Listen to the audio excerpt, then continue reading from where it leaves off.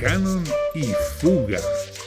Diálogo y entrevista con las personalidades de la cultura hispanoamericana que hacen su hogar en la ciudad de Nueva York y sus entornos. Músicos, bailarines, poetas, escritores. Desde la Gran Manzana, este virtual barrio y distrito de nuestros respectivos países, presenta Juana M. Ramos.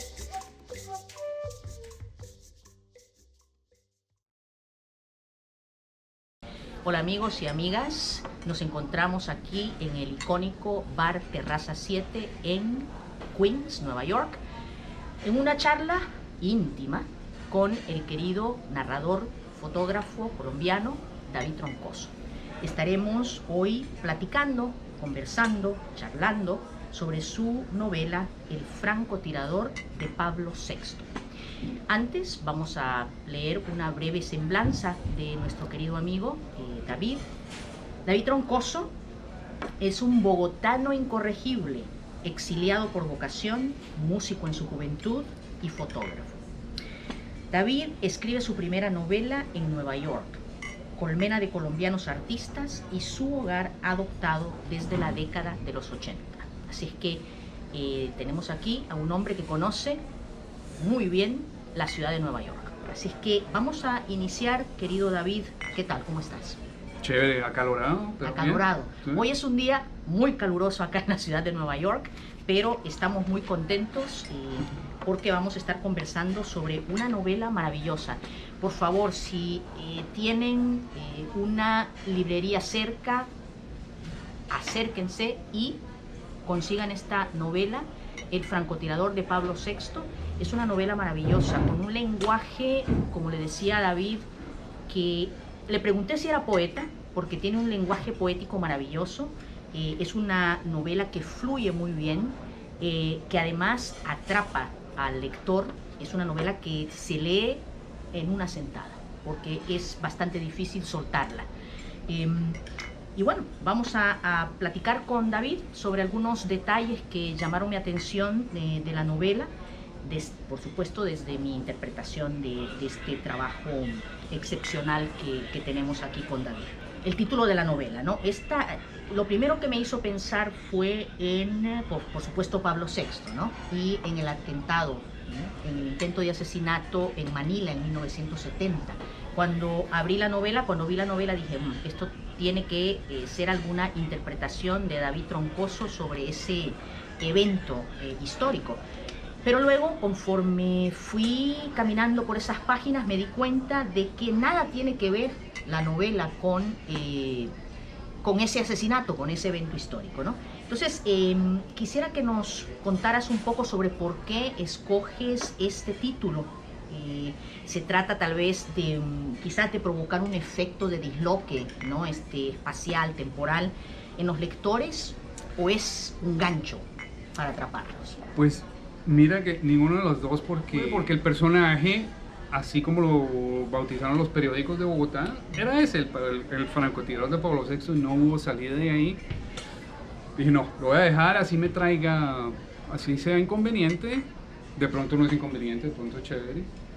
Pero igual el barrio Pablo VI es tan bizarro en sus orígenes y en su historia, y me recuerda un poquito a Comala, pero viviente. Sí. Me hizo pensar en todos estos pueblos ficticios, ¿no? Es una construcción es un sitio que incluso creo que cualquier latinoamericano que lee esta novela se puede transportar a esos espacios de los que venimos, ¿no? Total. Y que son totalmente contrastantes con lo que es esta ciudad. Sí, un sitio único y un sitio que afectó el romance de las niñez de mucha gente. Sí, eso es así. Sí. Me hizo pensar también, David, me hizo volver al concepto de autoficción, ¿no? Ajá. Y voy a citar lo que es la autoficción, ¿no? Es un género literario en el que el autor crea una obra de ficción donde el protagonista, aunque ficticio, comparte rasgos, experiencias o incluso el nombre con el autor mismo. Es una mezcla de autobiografía y ficción, donde lo personal se entrelaza con lo imaginario para crear una obra que juega con la verdad y la mentira, la realidad y la representación. Entonces, tú podrías decirnos si en efecto esta novela es autoficción o que roza los bordes de este concepto. Pero eso es una autoficción, en efecto. Sí. Es más teorización eso, ¿verdad? Porque resulta muchas veces que el escritor, bueno, escribe, pero los críticos literarios se encargan de darle nombre o de colocar aquello que está escrito dentro de clasificaciones, ¿no? Para estudiarlo. Pero me cae bien. Si alguien me pregunta y usted, bueno, una autoficción. Es autoficción, es autoficción. Y quedo bien. y quedas bien. ¿Y cómo fue el proceso de escritura de esta novela en cuanto al tiempo que te toma escribirla, pero también en cuanto a la selección, el proceso selectivo de aquellas memorias que quieres plasmar acá? Cuéntanos un poco cómo logras, porque me imagino que es un mare magnum de recuerdos, ¿no? Los que se disparan al momento de la escritura. Entonces, ¿cómo seleccionas? ¿Cómo dices, esto es lo que debe ir acá? Si la escribiera ahora, me tomaría un tercio del tiempo. No tenía método, no sabía, prácticamente durante el proceso aprendí solito. Desde el primer día que puse el título hasta el día que se publicó pasaron 7 años, 6 o 7 años. Sí. ¿La fuiste escribiendo, parabas, luego la retomabas? No solo paraba, sino que la botaba a la basura. Okay. Ajá, y volví a la recogí sin miedo, sin rabia. Claro. Volví a la recogía y volví a la tiraba y pues me di cuenta que lo que hice era destilar. Claro. Hasta que encontré un ritmo, un estilo y la sabiduría de poder tirar cosas y no incluirlas. Porque uno inmediatamente quiere incluir muchas cosas. Exacto. Con el miedo de dejar algo que podría ser necesario, ¿no? Dentro de lo que es la narración y la trama. Exacto. ¿Por qué la escribes? ¿Qué te motiva? ¿Qué te dispara? ¿Cuál es el detonante para esto? Bueno, digamos que una especie de sacar cuentas, de sacarle los trapos al sol, al pasado de uno, a la sociedad de uno, a mi familia, a mí mismo, ¿no? Una persona que cito mucho es a Kundera, que él, digamos que cuando él escribe, él está pues haciendo quedar mal mucha gente, en el sentido de que ustedes estaban haciendo todo esto y no se dan cuenta de lo feos y cursis que se veían. Exacto. Y entonces, claro, siendo Pablo VI una ciudadela autosuficiente, una ínsula, un pueblo.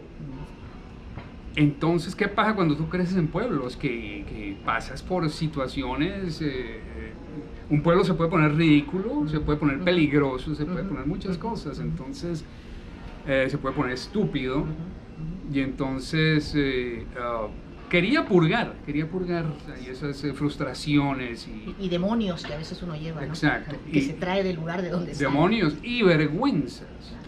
Después uno se da cuenta, bueno, somos suramericanos, somos mestizos, somos orgullosos, pero ¿por qué no darnos el permiso de tener vergüenza también? Claro. ¿Entiendes? Es sano. Y es exacto. Porque es una condición humana también, ¿no? Debemos de alguna forma experimentar todas esas condiciones humanas, ¿no? Sí. Exacto. Sí, esas emociones. Sí, Ajá. Sí. Y siguiendo con la cuestión del proceso de escritura, ¿no? Me llamó la atención, yo entendí muy bien la novela, no tuve que recurrir a buscar en ningún diccionario, sin embargo, en el diálogo, que es un diálogo muy, me pareció intenso, me pareció también muy dinámico, le da a la narración un dinamismo que no entras en un sopor como lector, ¿no? Porque la narración es maravillosa, pero también los personajes, ¿no? interactúan entre ellos y hay unos diálogos que memorables para mí. Entonces, ¿cómo decides dentro de ese diálogo el discurso, ¿no? El registro discursivo, el registro lingüístico, se siente que son colombianos, ¿no? ¿Cómo decides tú, bueno, voy a utilizar la jerga bogotana, la jerga colombiana, frente a qué pasa si un lector extranjero lee esto? ¿Cómo vas en ese proceso de edición? ¿Cómo lo logras? ¿O cómo decides hacerlo de forma más estandarizada o recurrir a la jerga colombiana, bogotana, que creo dentro de todo que tiene que ver quizás con una cuestión de autenticidad, ¿no? Todo eso es verdad, pero también fue una manera de que los personajes no se movían bien si no hablaban como ellos hablaban, claro, con su jerga colombiana. Todos esos giros, ¿no? Lingüísticos, sí. También me di cuenta que los sonidos leídos tienen un poder, y entonces no te tienes que preocupar demasiado, la gente va a sentir la energía detrás. Claro. Inclusive por ahí tiré unos verbos que no existen en español. Okay. Y que funcionan. Sí, sí. No, y como te digo, le da un colorido, ¿no? Le da muchos matices a la novela, ¿no? Y como lectores creo que uno se siente muy cómodo escuchándolos, porque también uno se da cuenta también que hay ciertas expresiones, que hay ciertas palabras, ¿no? Como por ejemplo el uso de la palabra marica al referirse al otro, ¿no? Me pareció, porque para algunas personas podría resultar chocante, ¿no? Pero hay una redefinición, una resemantización del vocablo, ¿no? Entre amigos. Sí. Ese vocablo se quedó hasta hoy día. Es más, ahora utilizando un poquito de grosería, entonces digamos que paradójicamente tú te sientes más hombre. O sea, claro, le estoy dando cariño, pero yo soy un hombre. Claro. Pero al mismo tiempo el vocablo se redefine, se resignifica por completo, ¿no? Porque deja de ser, deja de utilizarse de forma peyorativa, ¿no? Como se utiliza en nuestras sociedades, y pasa a ser precisamente una manera, casi una cuestión muy íntima, sí, ¿no? Porque tú no lo utilizas con cualquier persona. No, solo con los que se lo merecen. Exacto, exacto, sí, porque se entra en este diálogo más íntimo de cariño, ¿no? Correcto. Como por ejemplo me encantó JF, ¿no? Cuando el francotirador le dice Jotica. Me fascina, me encanta en esos matices que le das, ¿no? A este intercambio, ¿no? A este diálogo entre el francotirador y JF, ¿no? Sí, es maravilloso, es maravilloso. Como verás, me encantó tu novela, ¿no? Qué chévere. Bueno, hablemos un poquito sobre el narrador. Me di cuenta de que elegiste un narrador, bueno, en primera persona, protagonista. Entonces, creo que es uno de los elementos que me llamó mucho la atención, ¿no? La pregunta es, ¿por qué no omnisciente? ¿No? Y de qué forma crees que esta elección de narrador moldeó de alguna forma la novela, ¿no? Y al mismo tiempo la pregunta es, ¿qué tanto tiene JF de ti? Ok, el mecanismo de Osuna fue más que todo para colocar al lector detrás de los ojos de este narrador. Paradójicamente, el narrador no es el protagonista, pero él es el que carga todo el... Sí, ¿no? Sí, todo el andamiaje de la novela está sobre él. Sí, es un tremendo... como el soporte. El soporte. Sí. Entonces, ¿qué tiene el de mí? Muchas cosas, pero pude exorcizarlo de tal manera que ya ahora cuando lo leo, yo lo veo a él. Yo veo a mi amigo J, que es un amigo de la vida real, y lo conozco muy bien. Y entonces me fue posible imitar sus... Bueno, igual hablábamos muy parecido, pero me fue posible imitar su modo de ser y su manera de ser fastidioso, ¿no? Y entonces, me imagino que si él lo lee, no le va a caer bien, pero es una ficción, o sea, que no moleste. Pero tiene que estar feliz porque está muy bien delineado, ¿eh? Es ficción, es cierto. Es ficción, sí. Pero es una manera, ¿no? Si lo hago omnisciente, no sé, ahí como que se pierde un poquito de la intimidad entre el lector y... Okay. Así, aquí se mete más, el lector está ahí como metido en la escena. Exacto, y además creo que le da una suerte ahí de poder, ¿no? a cada personaje, para que nosotros como lectores podamos conocerlos mejor, entenderlos mejor, evitando al no utilizar el narrador omnisciente. Nadie nos tiene que decir qué está pensando, qué está sintiendo el francotirador, qué está sintiendo JF, qué está sintiendo Soles, Holanda Benavides. No tenemos, o sea, absolutamente nada que escucharle al narrador omnisciente. Eso, ¿no? exacto. Entonces se presentan solos y creo que hay más autenticidad y tal vez más honestidad, o también podrían ser capaces de engañarnos como lectores, ¿no? Exacto. Tienen todo el poder en ellos. Sí. Y eso me parece maravilloso. Qué nota. Pienso ahora en las palabras de Adelina, la loca, ¿no? Ella habla de que tiene un librito de prosas, ¿no? Y de poemas que lee a veces para conciliar el sueño, ¿no? Uh-huh. Entonces, dice lo siguiente, y voy a citar sus palabras: cualquier cosa abandonada, una casa, un carro de tren, mirarla desde afuera, ojalá desde la distancia óptima y, si es posible, recorrer su interior. Hay algo muy hermoso en ese silencio y en esa tristeza y, si quieres, en ese miedo. Es como descubrir una escultura que ha sido lograda utilizando como herramienta nada más que el paso del tiempo y el olvido. Eso dice la loca, ¿no? Está traduciendo algo que hay ahí. Entonces, esto me hace elucubrar un poco con respecto a nuestros procesos identitarios, ¿no? ¿Acaso tú estás explorando en este libro esa necesaria reconexión, ¿no?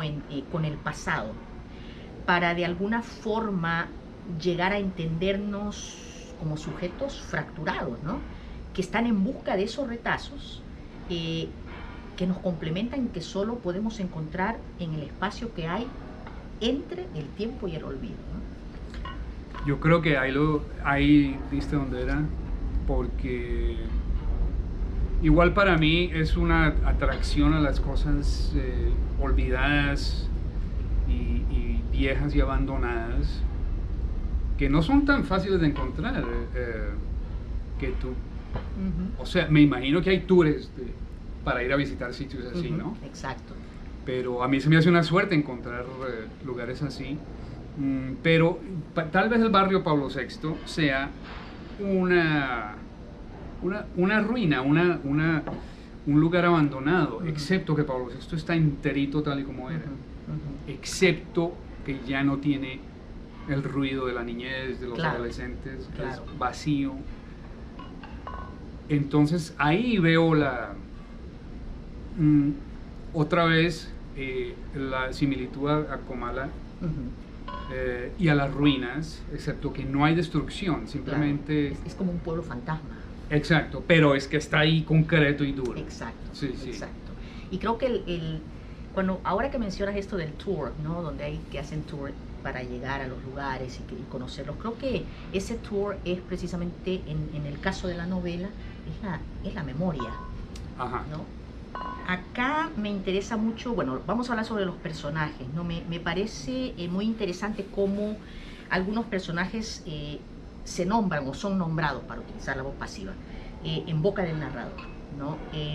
A partir, pero fíjate, de los motes o de los apodos, sabemos que tienen un nombre propio, ¿no?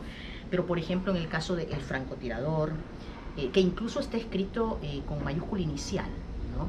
El francotirador, el rana, la loca.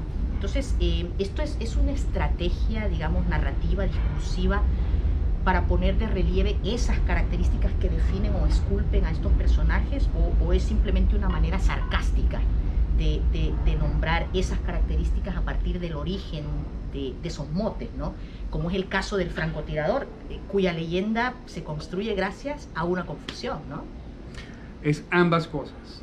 El francotirador, el nombre en sí fue acuñado por el periódico, por el diario. El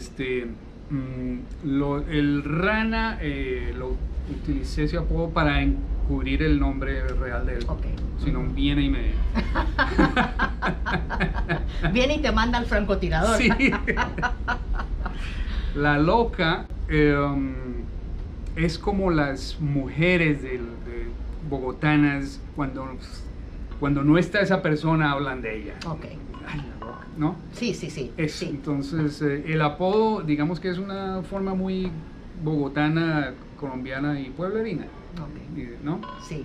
Entonces, muy latinoamericano. Sí, porque muchas veces vas a un barrio y si preguntas por David Troncoso, tal vez no te conocen, pero si tienes un apodo y dices, no, bueno, por, qué sé yo, el escritor o el fotógrafo, y ahí dicen, David Troncoso vive en tal lugar, ¿no? Sí. Es muy latinoamericano esto, ¿no? Un modus operandi. Sí. Ahora que mencionábamos a la loca, ¿no?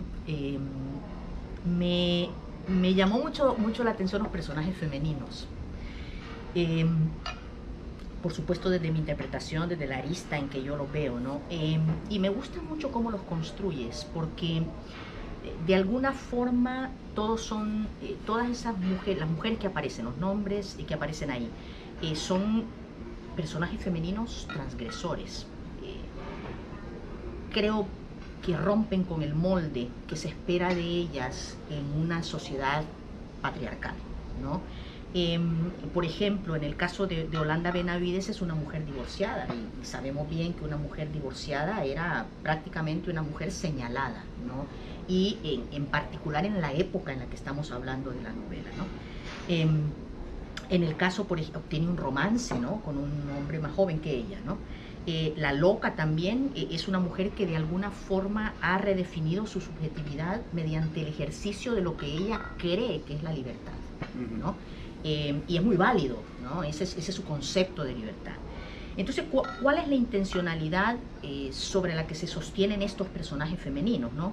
O sea, ¿por qué añadirles más otredad de la que ya acarrean? Porque el simple hecho de ser mujeres ya acarrea una cierta otredad, ¿no? Pero al ser transgresoras, esto también podría interpretarse como más otredad sobre ellas, ¿no? ¿Será que, esto lo pensé, ¿no? ¿Será que el narrador logra esto para contrarrestar las violencias a las que están inscritas por su condición de mujeres? Pues mientras yo crecía en esos tiempos 70s, ahora me doy cuenta que las mujeres bogotanas en realidad eran dueñas de unos poderes grandes, eran dueñas del amor. Las mujeres de nuestras edades, un muchacho de 15 no salía con una chica de 15, uno no existía para las chicas de 15, ellas salían con universitarios o profesionales y eso no era mal visto, al contrario. Me imagino que esos son rezagos del siglo XIX, que había que casar a las chicas rápido. Claro.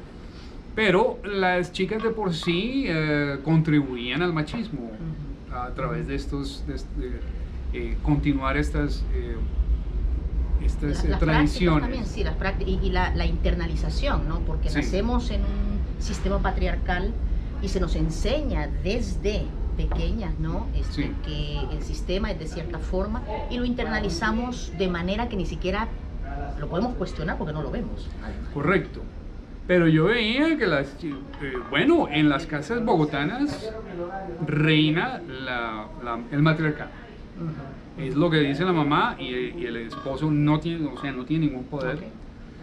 Y en los colegios las mujeres eran las que mandaban la parada, los profesores eran mujeres.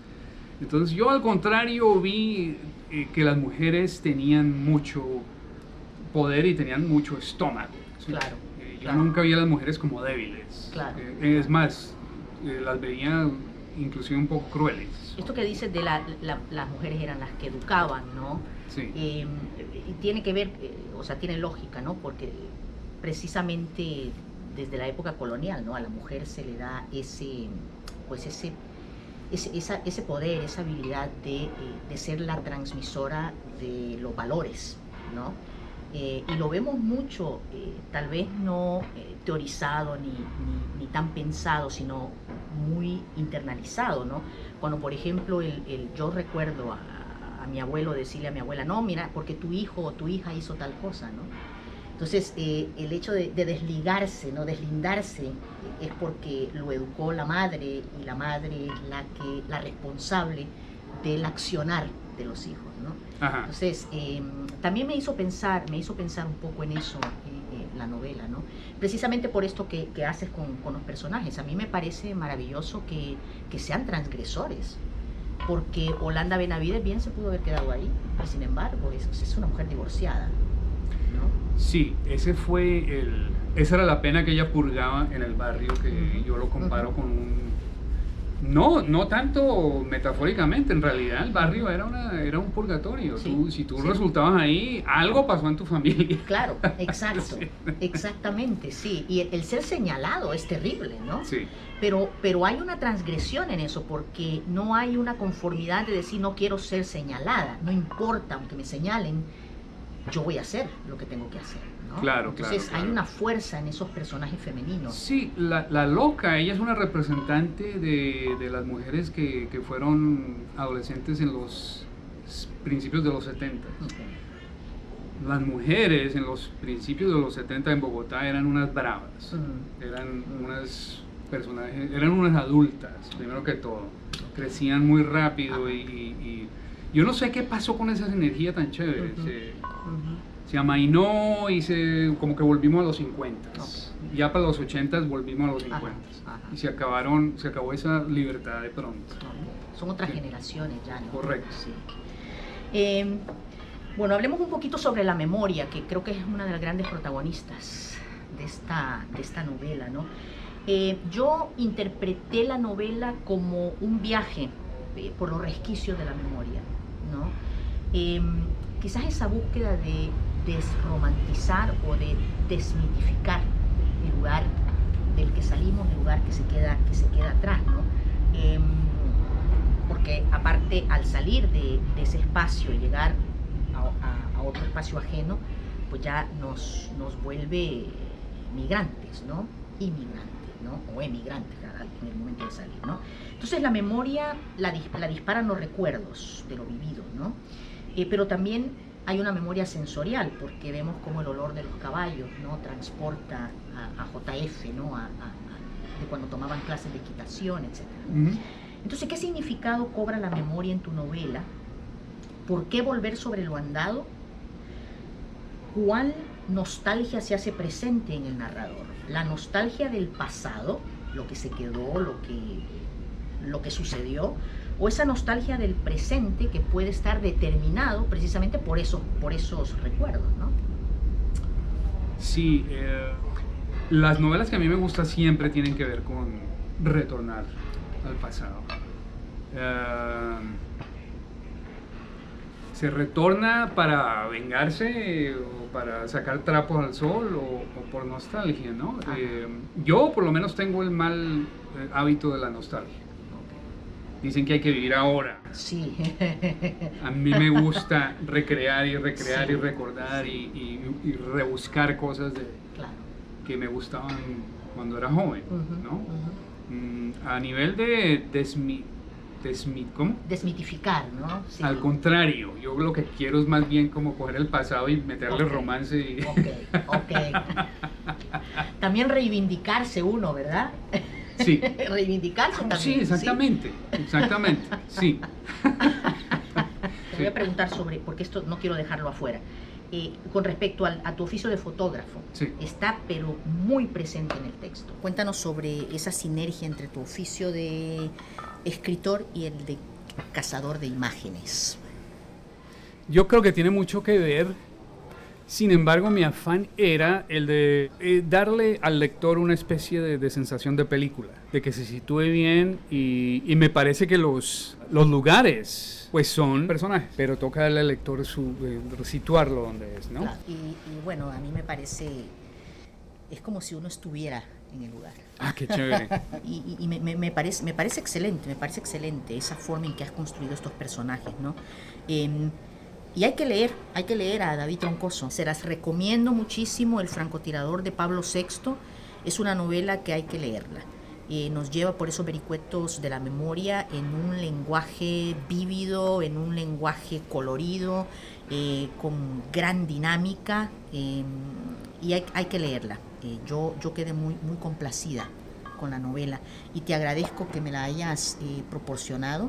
Te agradezco también que me dejes esta entrevista, porque es una manera también de conocer al autor, ¿no?, de estas páginas, que la verdad es que nos llevan no solamente al barrio Pablo VI, sino también a cada uno de los barrios de los que nosotros provenimos, de donde venimos, ¿no? Correcto. Entonces, gracias, David Troncoso. No, gracias a ti. Me dan ganas de escribir otra simplemente para que me entrevistes otra vez. Pues adelante, así será. Otros 13 o 6 años, Dios mío.